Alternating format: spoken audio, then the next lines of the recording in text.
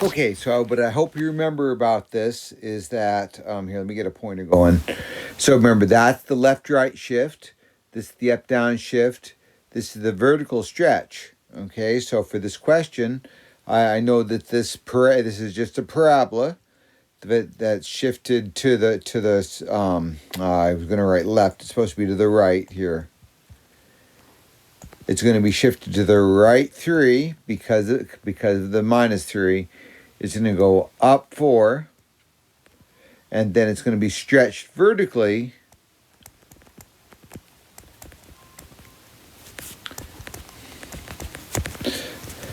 by a factor of 2.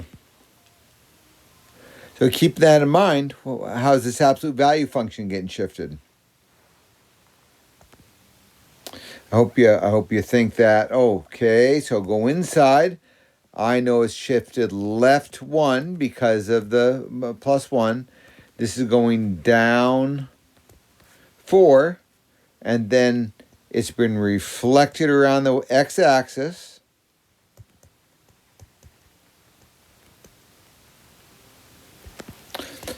Because of the negative out inside of it. Remember, if it's inside the function that's around the y-axis, and of course that we aren't seeing with an absolute value graph. And then what else? And then it's a vertical compression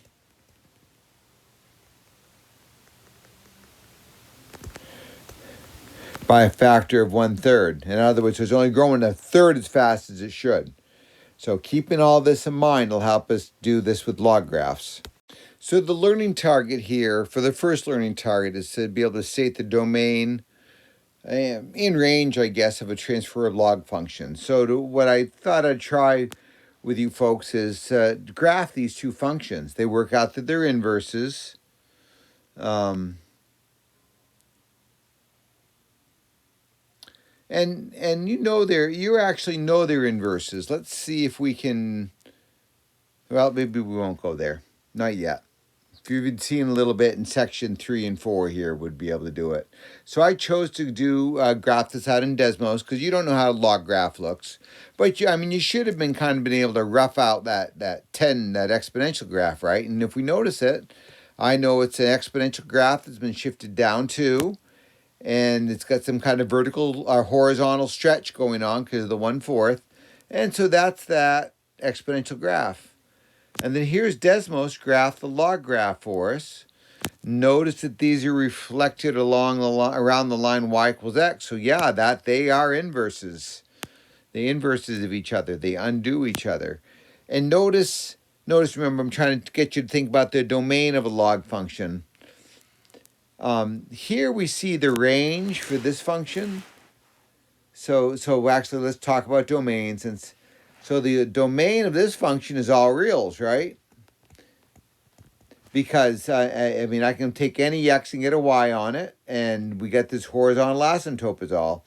And how that limits it is it's the range. The range for that exponential function has to be greater than or equal to -2, and that's where the horizontal asymptote is. Then now let's look at the log function.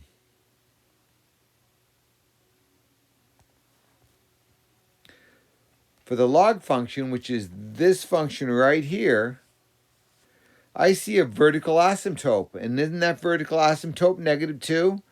So there's a vertical asymptote. So a VA, actually, let me come back and just write VA. A VA of x equals to -2. And the range, and then, so that means the domain has to be x is greater than -2. Notice it's not included because that's a vertical asymptote. And for the range, doesn't this head, looks like this heads down to -infinity. And this might, you might think it's headed to a asymptote or a horizontal asymptote, but actually it's headed up to positive infinity. And the reason is, when you have an inverses, two functions that are inverses, remember the old y becomes the new x. So take a look at that. There's the old range for this function. See how that's the new domain? And if the old domain is all reals, that tells me the new range for the log function is also all reals. So that tells me there's not There's not. This doesn't level off. This just keeps rising and rising and rising. Okay, so remember this. If you see a graph with a vertical asymptote and it's limited, not like a rational function, but it's just limited, that's all we see, then you know it's going to be a log function, okay? And then you can go from there, and that's what we're going to do next. Well, because you haven't done a lot of work with logs yet this year, you did last year. I'm not sure when that happened. I think you were out on COVID vacation there, so I'm not totally sure. But I know I can do a graph, right? I mean, I can find the inverse even if I can't solve for y, because the way I find the inverse is I switch x and y. So I could say that's the inverse. Now, if I stop this and go out to Desmos, so again, I decided to go out to Desmos and graph those, and here's what you're seeing, right? Those are inverses. They're reflected around that line y equals x, and they are written that way, or they're graphed that way, and that'll head us Notice the old what I want you to see out of this. The old horizontal asymptote now becomes a new vertical asymptote. So the old range, it says x has to be bigger, y has to be bigger than 0. All right, so the range for this one is y is greater than 0, becomes the new domain for the log function. That doesn't look like a log function yet to you, but it is. The domain has to be x is greater than 0. And then, of course, the old domain was all reals, and the new range becomes all reals.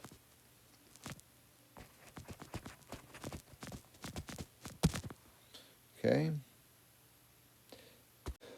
So somehow I managed to lose this function. I'm supposed to talk about the domain of that. So what I want you to, I hope you caught out, is that if this regular old 10 to the x graph never across the x-axis, right? So that tells me that's never equal to 0. Well, if the range is never equal to 0, that means the domain will never be equal to 0. So what we've got to do is ask ourselves, when does x equal 2? That has to be greater than 0. Well, that tells me x has to be greater than negative 2. So the vertical asymptote happens when it's equal to 0, which is at x equals negative 2. And the domain has to be x is greater than or equal to negative 2. And it's that easy. Just worry about the inside. We don't care about anything else. So now that you know these log functions have vertical asymptotes, start looking for them. And I see x minus 3. So I'm going to write y equals a times the log some stretch factor times the log of x plus 3 plus some up-down shift. I hope that looks a little familiar. So how do you start ruling these things out? Well, I see this negative 2 0 point's nice to use. So is 0 equal to a times the log of negative 2 plus 3 plus k? Well, negative 2 plus 3 is 1.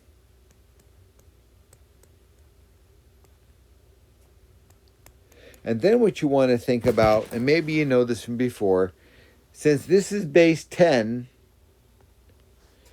when does 10 to the x equal 1? Well, when does it, whatever the base is, what do we have? What exponent will always make that value equal to 1? Well, I hope you know that it's 0. So a times 0 plus k equals 0. That tells me k equals 0. So there's no up-down shift for this function. And all of these David Lippmann problems will not have an up-down shift, okay? So you don't have to worry about that too much, but it's good to show that it definitely doesn't work. Just in case there might be one myope math assignment that does that. So, but that gives us this. Sorry. Here, let me do some erasing here. Yeah, the part that people get this confused, get these log functions confused with exponential functions or rational functions. Rational functions only have the limits on their domain where there's holes or VAs. This just stops at -3. So then we're going to pick another point, like how about -1, -1? Now let's see if we can figure out what A is. So sorry, not y, but -1. -1 equals a times the log of -1 plus 3, and we know k is 0, so we don't have to worry about that.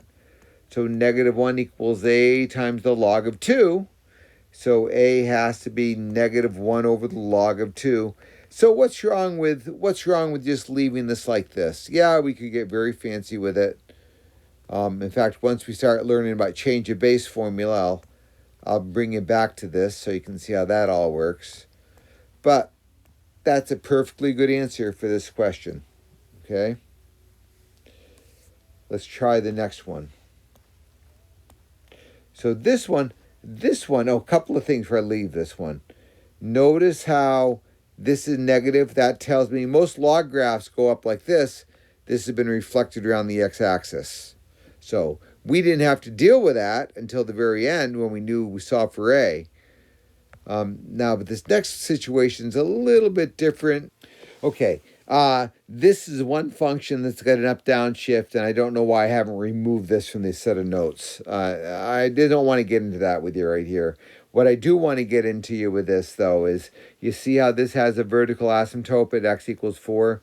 That way I know to get this started, I'm going to say y equals a times the log of, I'm going to leave a little space there, so make sure you leave a little space.